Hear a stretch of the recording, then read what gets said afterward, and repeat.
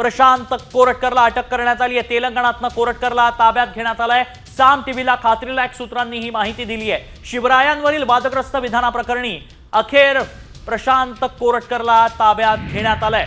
अटक करण्यात आली आहे। तेलंगणात कारवाई झाली आहे। तेलंगणात ही कारवाई करण्यात आल्याचं कळतंय।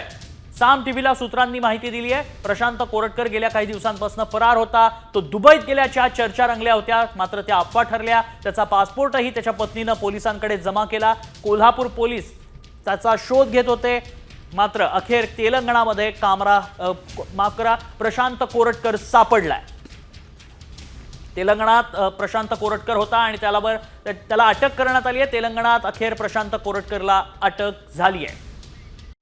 कॉमस्कोर नुसार आता isakal.com आहे देशातील नंबर 1 ची मराठी न्यूज वेबसाईट। प्रत्येक अपडेटसाठी isakal.com ला नक्की भेट द्या।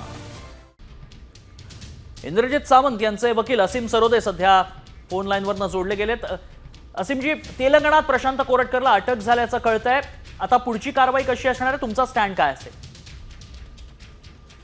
कोरटकरला जामीन मिळू नये याचा आम्ही पूर्ण प्रयत्न यानंतरही सुरू ठेवणार आहे। कारण की त्यांनी छत्रपती शिवाजी महाराज, छत्रपती संभाजी महाराज यांचाच नाही तर जिजामाईच्या चारित्र्यावर त्यांनी लांछन केले, उडवलेलं आहे। ठीक आहे, तेलंगणामधून तर त्याला कोल्हापूरच्या हवाली करणं हे आवश्यक राहणार आहे। ती प्रक्रिया सर्वप्रथम केली जाईल।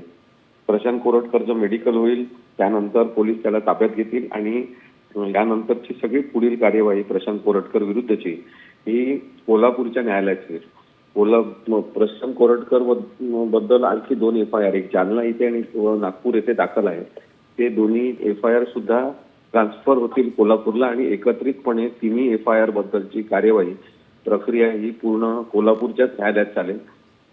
प्रशांत कोरटकरला इतक्या लवकर जामीन देण्यात येईल असं मला वाटत नाही, त्यामुळे काही दिवस त्याचा मुक्काम हा कोल्हापूरच्या कारागृहात राहू शकतो। नक्कीच धन्यवाद असीमजी, आपण सविस्तर चर्चा केली साम टीव्हीशी आणि माहिती दिली त्यासाठी धन्यवाद।